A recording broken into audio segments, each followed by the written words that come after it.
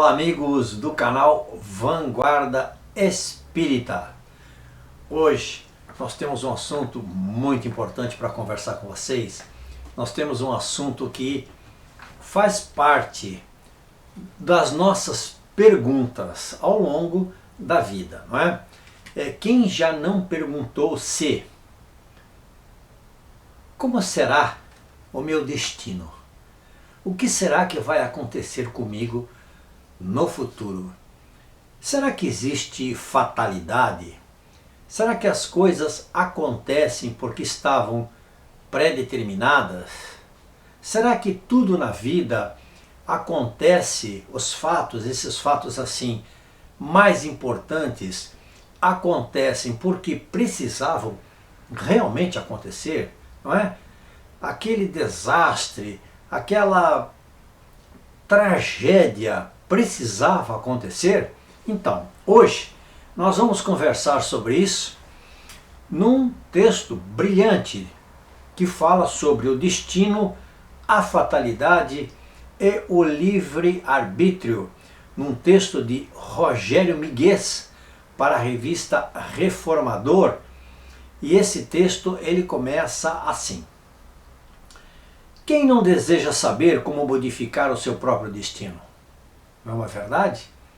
Se nós pudéssemos modificar o nosso próprio destino, o que nós faríamos da nossa vida se nós soubéssemos com antecedência o que ocorreria conosco? Quem não aspira a obter revelações sobre o futuro para, de posse dessas revelações, construir com mais segurança a sua própria caminhada? Se nós tivéssemos a possibilidade, em algum momento, de sabermos como seria o nosso futuro, como seria a nossa vida, como nós conseguiríamos traçar um caminho direto, não é, para realizar os nossos objetivos e com isso alcançar a felicidade, como nós faríamos isto? Quem não almeja tomar de maneira absoluta as rédeas da sua própria vida e seguir conforme os seus anseios, ao seu sabor, não é? Quem não gostaria de fazer isso? Evidentemente, esse tema considera apenas os espiritualistas. Por quê?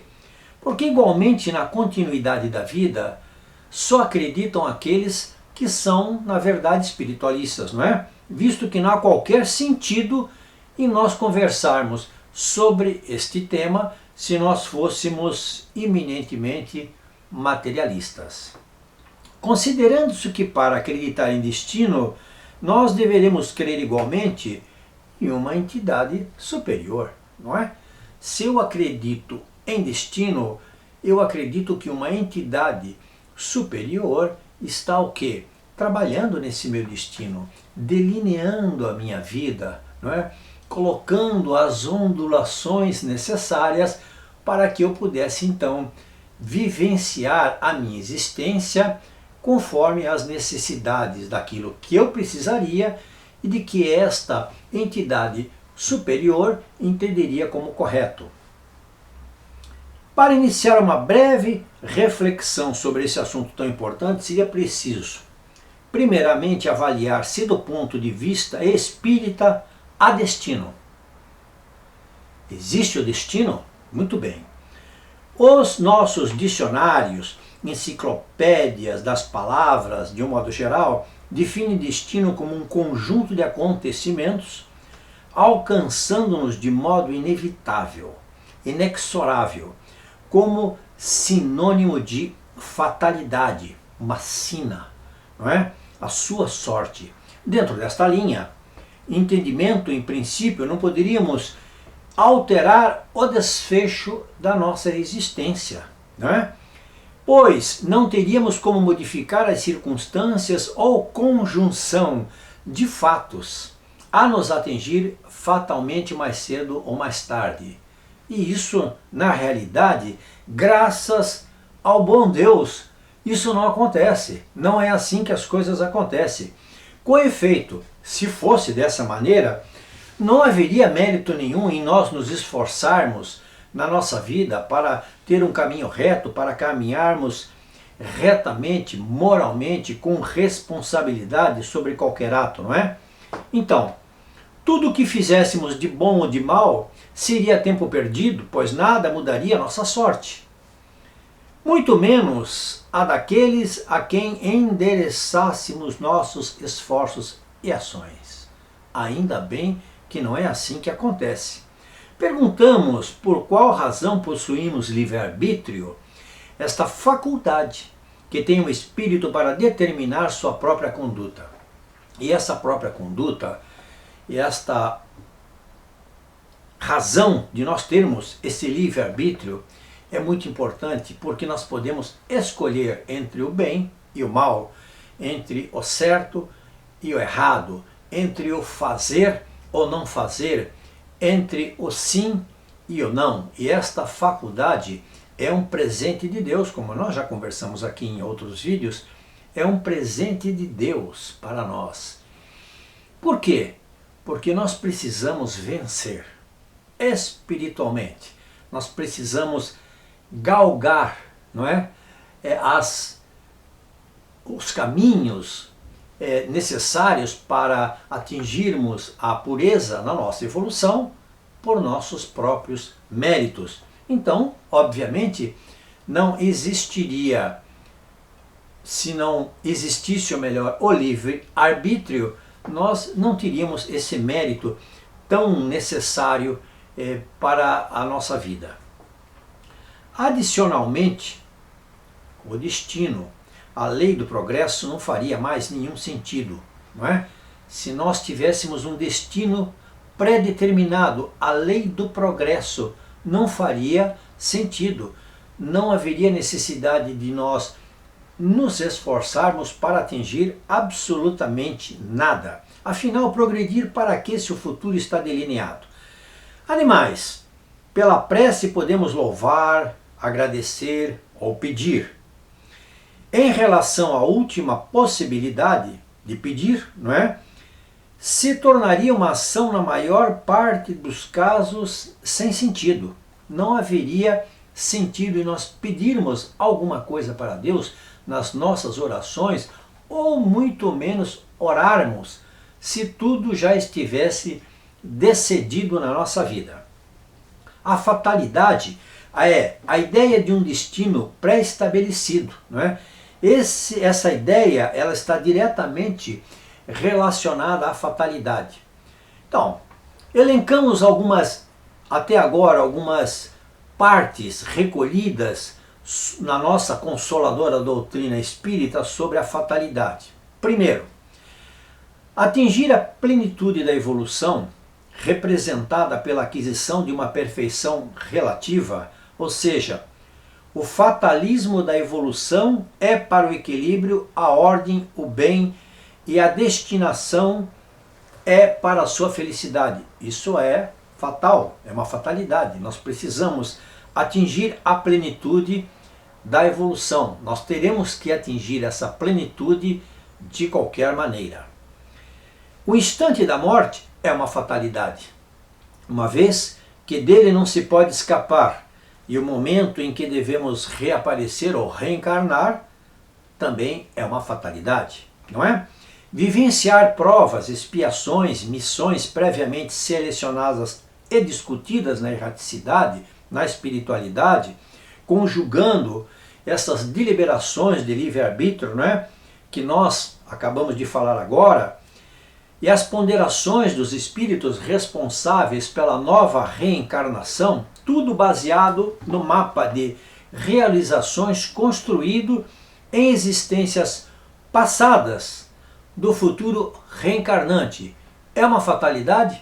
É uma fatalidade. Por quê?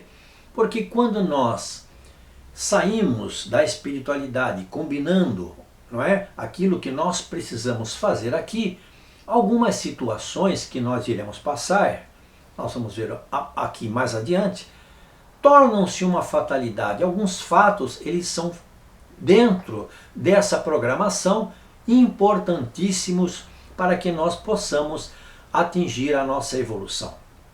Um ponto importante sobre as decisões e opções, então, tomadas antes de reencarnar, é que estão no conjuntos dos espíritos, né, em conjuntos que quando nós tomamos essas decisões em conjunto com os espíritos mais sábios, isso vai ocorrer quando esse reencarnante ele possui uma bagagem de evolução necessária para que ele possa conversar com esses espíritos e aceitar determinadas situações que ele vai ocasionalmente passar aqui quando estiver reencarnado. São os grandes marcos da vida, eles são inteiramente determinados pelos responsáveis por essa nova existência aqui na Terra. Contudo, vale a pena lembrar, as consequências da vivência dessas escolhas ou determinações dependem da forma como o espírito enfrenta essas situações, ou seja, os efeitos morais dos acontecimentos nunca são fatais. Então, quando você faz esta programação, quando você entende que precisa passar determinadas situações que muitas vezes são extremamente complexas, não é? Porque elas envolvem sentimentos, envolvem o empenho emocional, envolvem o empenho psicológico. Não é uma fatalidade aquilo que a resposta que você vai dar a estas programações quando você estiver encarnado. Aí você tem o livre-arbítrio, inclusive, para desistir daquilo que você tinha programado. É uma escolha do espírito. Se eu não consigo passar pela prova, eu vou desistir. Eu não vou continuar em frente com isso, porque eu não estou me sentindo mais preparado para continuar com esta situação. Muito bem. Neste livre-arbítrio, não é?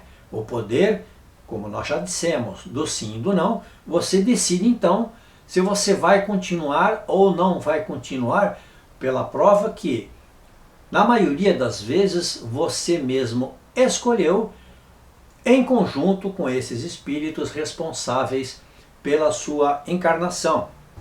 É interessante ponderar que mesmo estes grandes marcos materiais em nossa existência podem sofrer pequenos ajustes. Como? Podem ser replanejados dependendo de como vivemos, da forma como aproveitamos as oportunidades oferecidas pela vida. E aí nós entramos numa outra questão. Você nunca deve imaginar que encarnado você está abandonado. Que aqui nesta encarnação não existe nada e ninguém na espiritualidade olhando por você, para você. Vejam só, se existe uma programação, se existem espíritos interessados no seu sucesso, é claro que eles vão lhe acompanhar, não é? Durante a sua vida, durante os seus momentos de necessidade para resolver determinadas situações, eles vão lhe ajudar, eles estão do seu lado. E estas programações, elas podem ser replanejadas como: eu estou indo bem? Ótimo. Eu não estou indo tão bem? Vamos replanejar, vamos mudar o caminho daquele irmãozinho ali que não está conseguindo trabalhar nas suas dificuldades, não é? Ele está, ao invés de evoluir, ele está evoluindo. Ao invés de ele conseguir, ele não está conseguindo. Ele está voltando ao ponto de partida. Então vamos replanejar, vamos mudar essa situação para que ele também não venha perder a sua encarnação.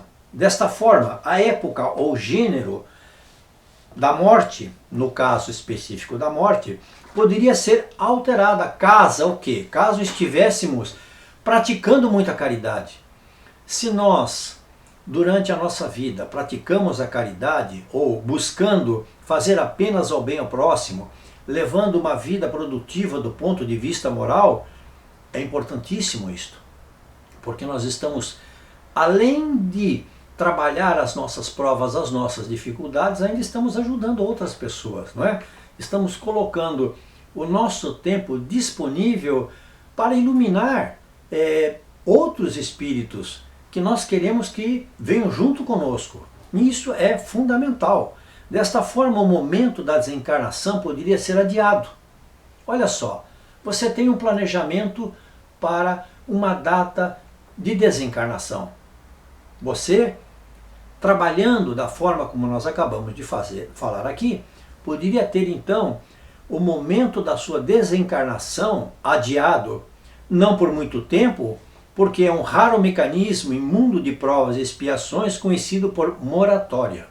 Quando nós temos um planejamento de desencarne e esse planejamento é óbvio, com a aquiescência da espiritualidade superior, eles replanejam, é porque você ganhou uma moratória, não é? É porque a sua encarnação está sendo muito bem aproveitada. No entanto, cumpre ainda notar, sempre existir no homem a liberdade de optar pelos atos da vida moral e como reagir às tentações. Por quê? Porque à medida que nós vamos vivendo, e nós que viemos com esta programação para diminuir os nossos débitos, somos tentados. Todos somos tentados a nos desviarmos em algum momento. E essas tentações, quando nós dizemos, através do livre-arbítrio, nós dizemos sim para as tentações, nós complicamos a nossa situação. Complicamos. Nós vamos aumentar este nosso débito. Então, num campo totalmente aberto, incerto, imprevisível, sujeito às escolhas de cada um, ou seja, da vontade individual. A vontade individual, ela é regida não pela fatalidade, ela é regida pelo livre-arbítrio, não é? Quando você escolhe mal, você vai colher mal. Quando você escolhe bem, o seu futuro provavelmente vai ser infinitamente melhor. É pertinente esclarecer sobre o uso do conceito de fatalidade pela mídia, não é? E sociedade, pois em linhas gerais está completamente desvirtuado. Os acidentes espetaculares causando mortes de pessoas não estão nos desígnios de Deus quando o autor estava embriagado, drogado, dirigindo em velocidades acima do permitido, com veículo adulterado e com seus componentes básicos adulterados, não possuía habilitação, entre outras coisas, ocorrendo nesses casos apenas a imprudência do agente. Então, quando a imprudência do agente é maior do que aquilo que ele devia fazer para resguardar a sua vida, não é uma fatalidade, não é? É uma morte causada pela imprudência. Então isso não é uma fatalidade. Criamos uma outra fatalidade para justificar a morte prematura, pela chamada bala perdida. O espírita está ciente que não há acaso nas leis divinas, nenhum previsto existe regendo ocorrências ainda mais desse tipo. Sendo assim, a bala perdida jamais estará perdida. Esta interpretação sugere que Deus não estaria ciente do que viria a acontecer, como se Deus estivesse desatento, o que não existe na perfeição de Deus. Tudo que vem de Deus é absolutamente correto, não é verdade? Muito bem. Além disso, continuados fracassos podem ser resultado do despreparo e inaptidão do indivíduo. Quando nós fracassamos muito, quando nós atingimos o sucesso em número muito grande de ocasiões, o que é que está acontecendo? Está acontecendo que o espírito ele é inapto para algumas coisas e apto para outras.